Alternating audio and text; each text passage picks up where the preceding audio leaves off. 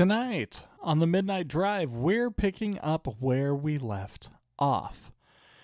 Because superstition doesn't just live in stories or numbers. It shows up in things you do without even thinking about it. Covering your mouth, knocking on wood, making a small adjustment, just in case. Individually, they don't seem like much, but taken together, they point to something deeper. The need to do something when you don't have control. Tonight, we're continuing our look at the superstition mindset. Not on belief, but as behavior. Because even when you don't think of yourself as superstitious, there are still moments where doing nothing feels like the worst option.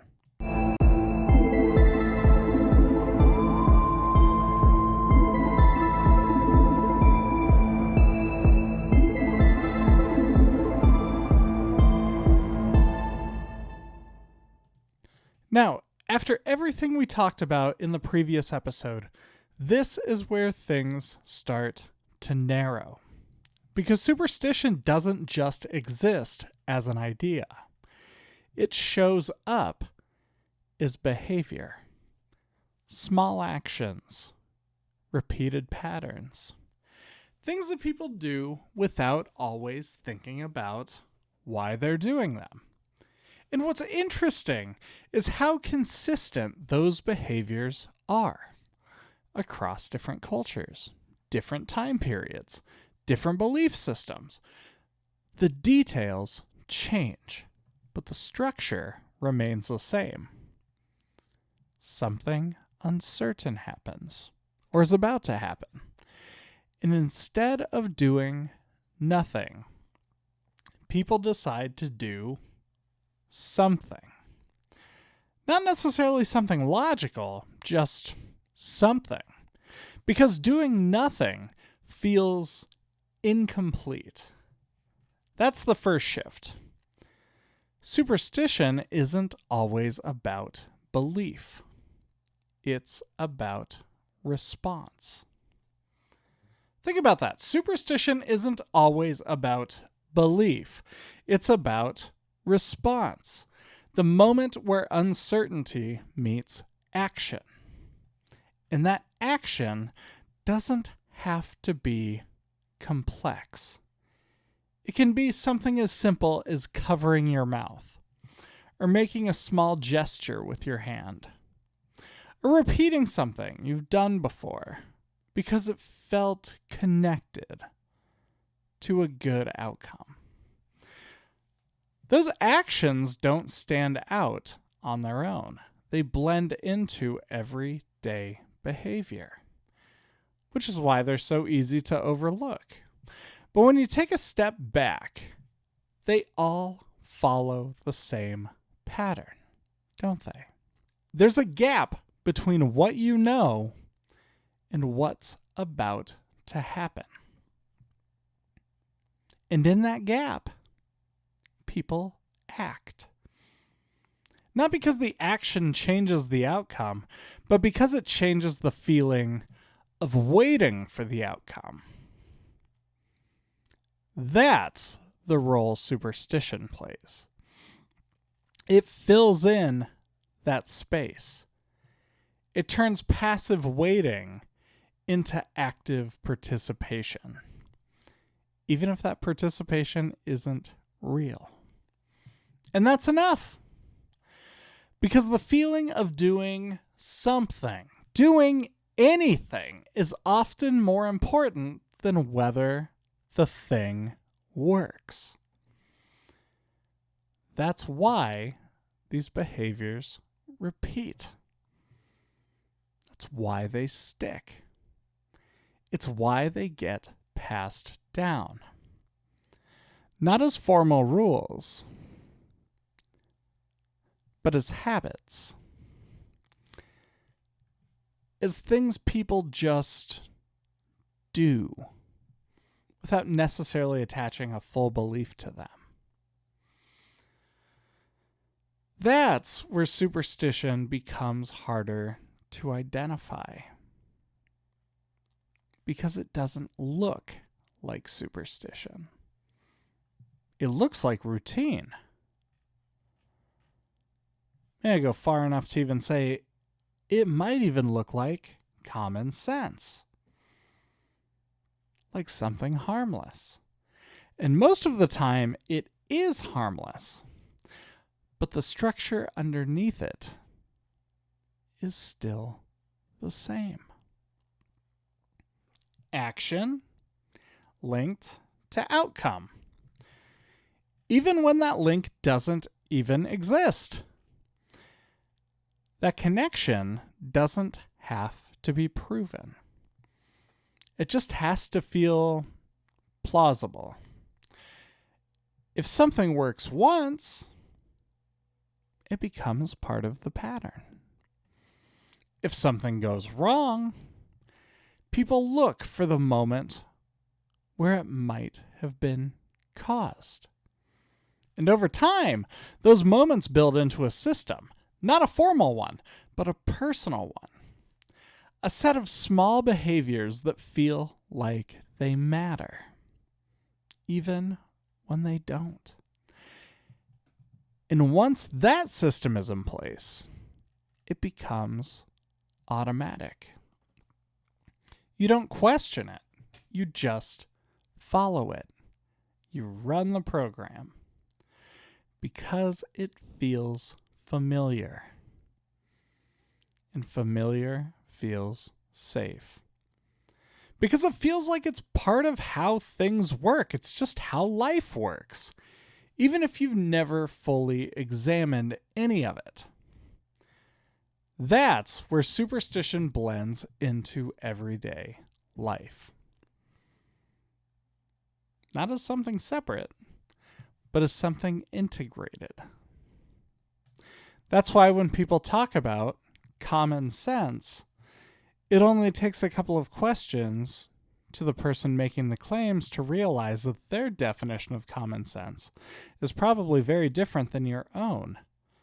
And if you're introspective at all, you come to the conclusion that your idea of common sense most likely is pretty different than somebody over here.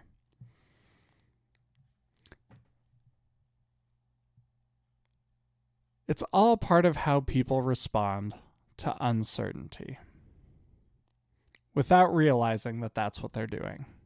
And uncertainty shows up more often than we think, not just in big decisions, in small moments. Things that don't seem significant at all, but still carry a sense of outcome. Waiting for a result, hoping that something goes a certain way, avoiding the idea that it might not. In those moments, the instinct to act is so strong. Even if there's nothing meaningful to do, that's where these behaviors come in. They give shape to that instinct.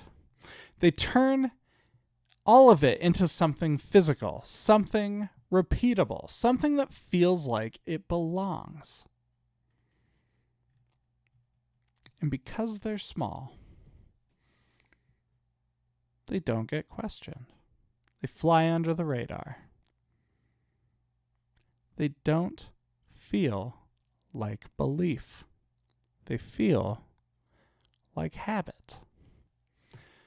Like something you picked up along the way. Something you don't need to explain. And that's what makes them so effective. They don't require commitment. They don't require full belief. They just require participation, a quick action, a repeated motion.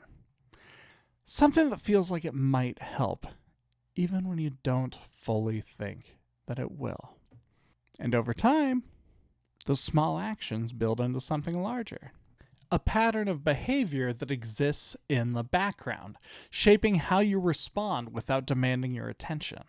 And that's the key, because superstition doesn't need to be obvious to be present. It just needs to exist in that space between what you can control and what you can't.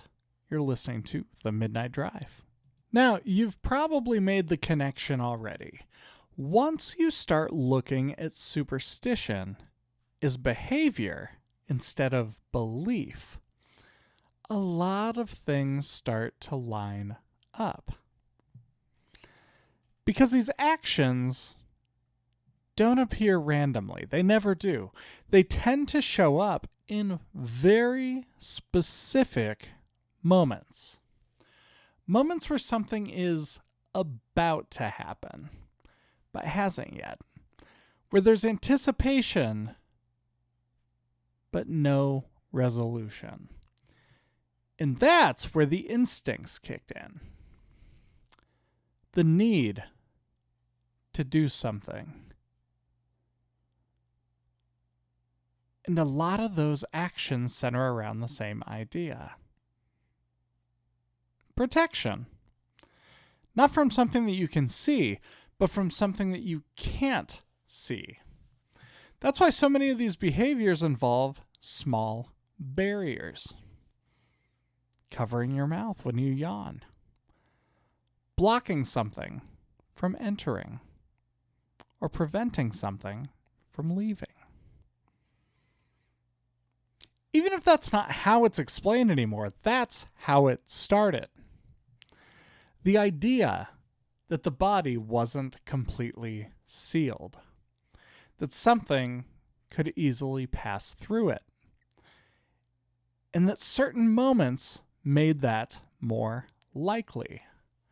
Moments where the body opened itself up for just a moment. A sneeze, a yawn. Things that just feel automatic now, but were once seen as very vulnerable points. Opportunities, if you will, for something to escape or something to enter. And that belief shaped behavior. It created actions meant to protect against something unseen. Even if the threat wasn't fully understood and those actions didn't disappear, they changed. They became normalized, reframed, given new explanations that fit a different understanding of the world. But the behavior itself remained. Covering your mouth. Not because something might enter, but because it's considered polite. Or in the case of sneezing, hygienic. But the action is the same. The structure is the same.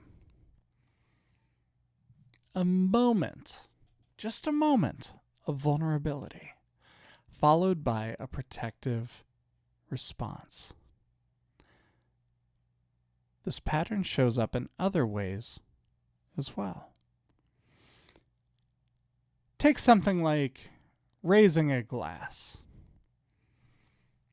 A simple act. A shared moment. But in many cases, it's accompanied with a sound. A clink. A spoon to the crystal. A small impact that creates a sharp sound. And that noise wasn't always just for celebration. Believe it or not, at one point, it was meant to do something. To disrupt. To push something away. The idea that sound could act is a barrier. That it could interrupt something unseen. And again, the explanation has shifted.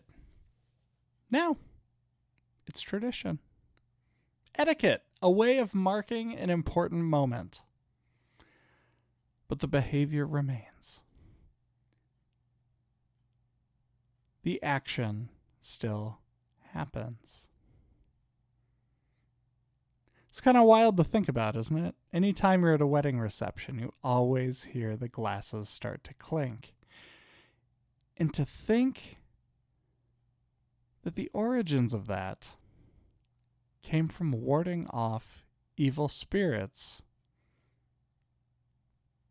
from entering people's mouths as they're taking drinks is kind of a wild thing to think about. It's very primitive, isn't it? But we still do it today. We're just not thinking about it in those terms. That's how superstition evolves. It doesn't disappear, it adapts.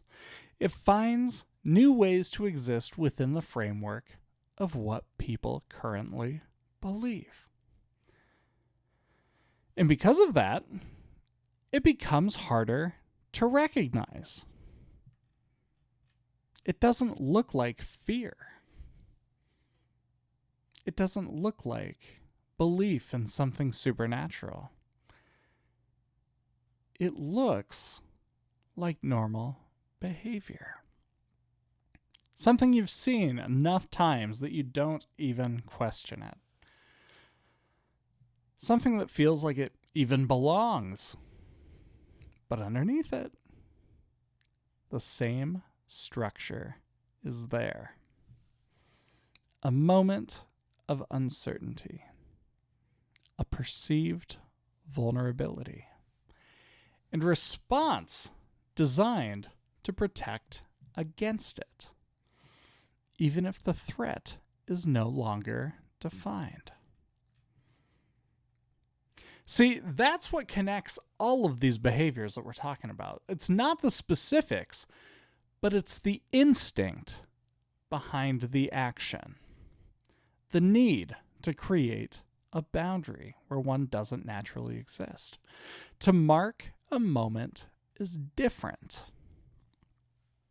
To act in a way that feels like it might prevent something from going wrong. Even when there's no clear reason that something would go wrong at all.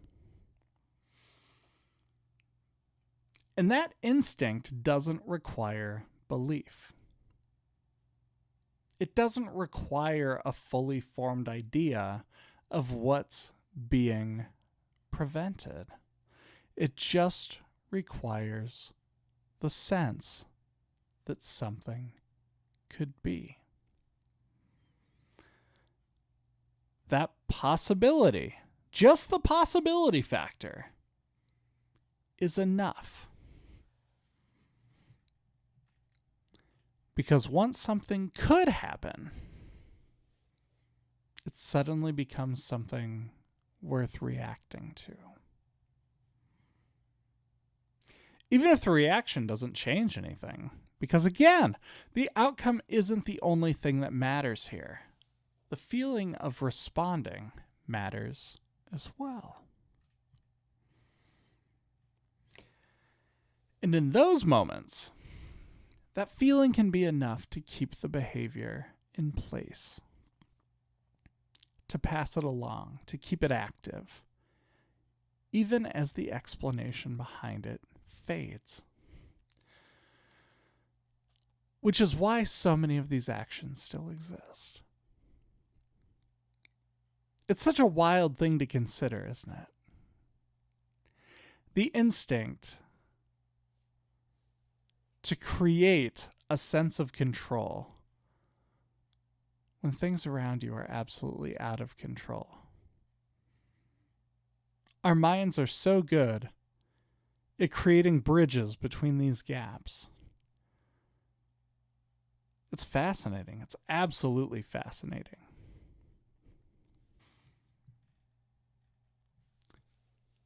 These actions still exist, not because people consciously believe in what it is that they were originally meant to protect against, but because the structure of the behavior still fits the way that we respond to uncertainty. Something about it still feels right, even if we don't fully know or understand why. You're listening to The Midnight Drive. Now, before we go on, I have to ask those who are listening tonight, are you aware of any superstitions that you might be participating in? I would love to hear about them. I would absolutely love to hear about them. And as you've been listening, maybe some have come to light that you didn't realize were superstitions. Please let me know in the comments below wherever you might be listening. Always appreciate hearing from you guys. Now, the concept of superstitions, as these behaviors settle in, they start to do more than just fill moments of uncertainty. They begin to shape how people interpret what happens next. Because once an action is repeated enough, it doesn't just feel like something you do. It starts to feel like something that's working, even if there's no clear connection whatsoever. That's where the shift happens. From behavior to belief. Really subtle, right? Really subtle. It doesn't just feel like something you do. It starts to feel like that something is working.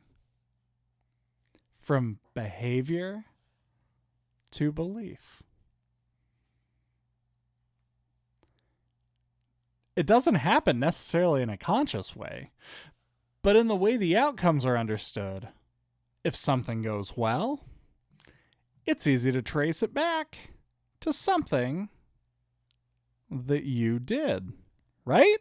Something that you repeated, a pattern that you hacked. You found a cheat code, something that felt like part of the process. And on the other hand, if something doesn't go well, the same instinct applies. You look for the moment where something might have gone wrong. Maybe it's something you didn't do. Maybe it's something you forgot. Maybe it's something that could have influenced the outcome, even if it didn't. That's the pattern. Action followed by interpretation. Those interpretations build. They create a system. It's not any kind of fancy formal system, but it's a very personal one. A way of making sense of outcomes that would otherwise just feel random. Randomness is very difficult for some to sit with. It doesn't give you anything to adjust. It doesn't give you anything to improve on. It doesn't offer any kind of clear path forward. So, people build one. Even if that path isn't real. They probably don't recognize it, but they're making it up as they go. They connect actions to outcomes. They create sequences, patterns that feel like they're leading somewhere. And once those patterns feel established, they start to carry weight. They start to influence decisions. Not just small ones either, large ones too. Because now, it's not just about what you do in a moment. It's about how you understand what's happening in your life. Success becomes something that can be earned in a very specific way. Failure becomes something that can be avoided if the right actions are taken. And that creates a sense of structure, a sense that outcomes are connected to behavior, even when they're not. That's where superstition becomes more than habit. It starts becoming an entire framework, a way of interpreting cause and effect. And once that framework is in place, it's hard to step out of it, because it does offer something very valuable. It offers explanation. It fills in gaps that would otherwise remain open. It answers questions that don't have clear answers. It gives the participant certainty when there's absolutely nothing certain about any of it. Why did this happen? What caused it? What can I do differently next time? Even if the answers are not accurate, something about them feels complete. And that feeling of completion matters, because it replaces uncertainty with something that feels like understanding. Even if it isn't, that's the trade-off. That's the trade-off. Superstition doesn't remove randomness. It replaces it with structure. A structure that feels stable, even if it isn't.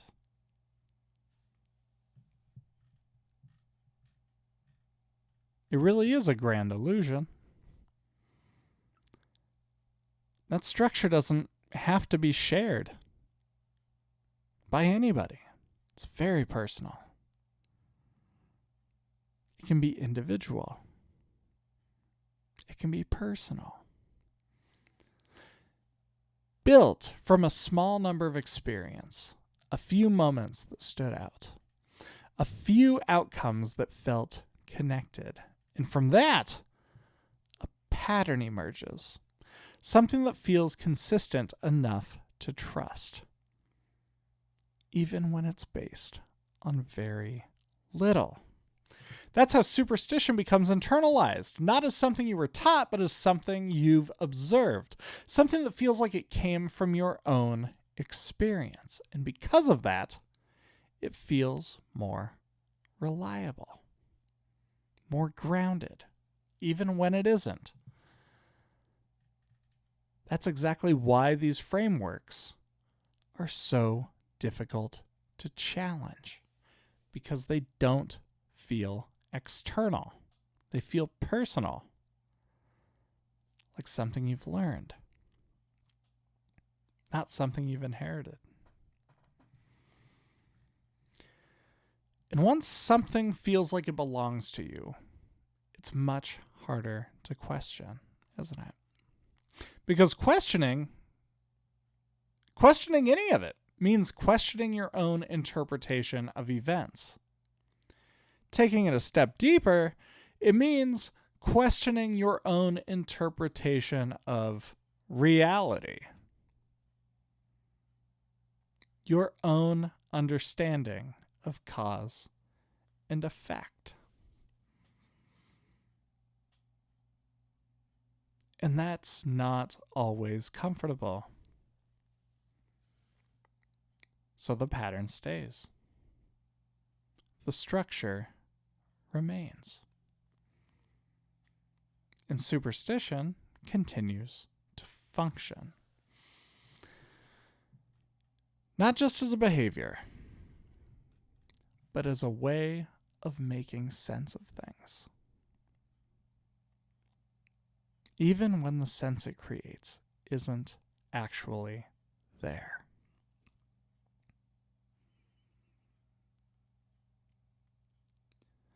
The mental gymnastics that some people will do to feel certainty is absolutely astounding. To give an answer about how something works without having any idea. Wild. You're listening to the midnight drive. By the time you get to this point, superstition doesn't feel like something separate anymore. It doesn't feel like a category. It just feels like part of how things work. Small actions, patterns, ways to respond to moments that don't have clear outcomes. And because those behaviors are so integrated, they don't stand out. They don't feel unusual. They feel completely normal. Something you do without thinking. Something you've seen other people do. Something that doesn't require explanation.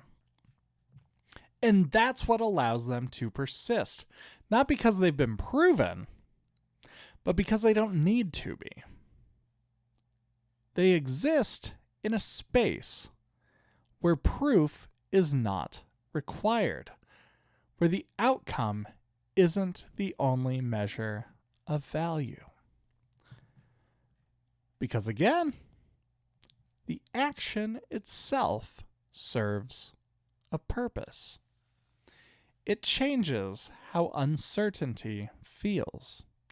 It gives shape to moments that would otherwise feel wide open, unresolved. And that function hasn't gone away. Even as the world has become more explained, even as information has become more accessible, because explanation doesn't eliminate uncertainty. It just moves it. There are still outcomes that cannot be predicted. There are still moments where people are waiting without knowing what's going to happen next. And it's in those moments that the same instinct shows up. A need to act, a need to do something. Even if that something doesn't change the outcome. Because doing nothing still feels incomplete. That has not changed. What has changed is how those behaviors are interpreted. They don't always get labeled as superstition anymore. They get framed a little differently. As habit, as routine, as personal preference.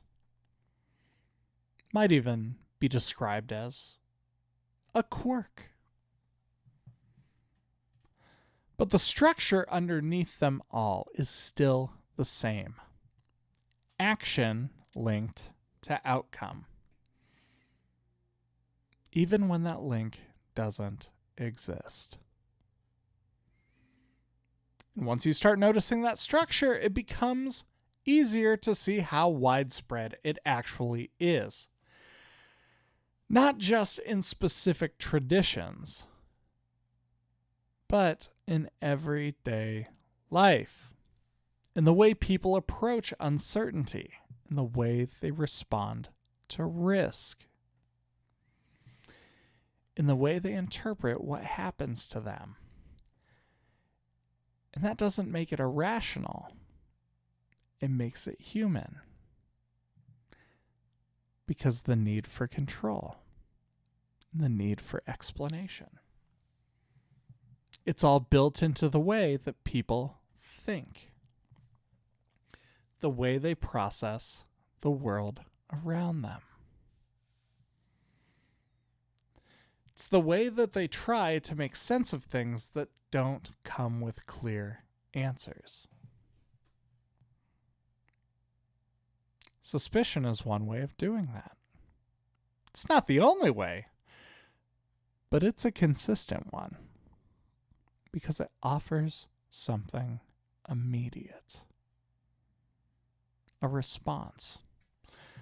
A way to move through uncertainty without having to fully accept it. Heck, it gives you a way to move through uncertainty with a solid confidence that you're doing something about it. Maybe that's the point. Not that superstition is something to believe in or to reject, but something to recognize. Another pattern. A way of thinking that shows up when control is not available. Once you see it that way, it becomes less about the specific actions and more about the space that they exist in. The gap between what you know and what you don't know. It's the moment before an outcome becomes clear. The instinct to do something instead of nothing. That's where all of this lives. It's not in the object. It's not in the ritual. But in the space itself. And once you recognize that space, you start to see how often that you see it. You start to recognize how often that you're part of it. How often you find yourself waiting. How often you find yourself responding without realizing why. And that awareness doesn't remove any of the instinct. It just makes it visible. It gives you the option to see the behavior for what it is. Not as something that changes or shifts the outcome in any way, but as something that changes how it feels to wait for it. And that distinction matters because it shifts the focus. It shifts the focus from trying to control what happens next to understanding why you feel the need to. And that's where everything starts to come together. Because this isn't just about superstition. It's about how people respond to uncertainty as a concept. And that shows up everywhere. In every environment, in every decision, in every moment where the outcome is not guaranteed. We've been circling that idea for a while now, looking at it from different angles, different situations, different experiences. But it keeps coming back to the same thing. We're over 50 episodes in now, and it still comes back to this. It's not the superstition itself. Rather, it's the instinct behind it. The need to act when you don't have control. And the patterns you build to make that space feel just a little more manageable.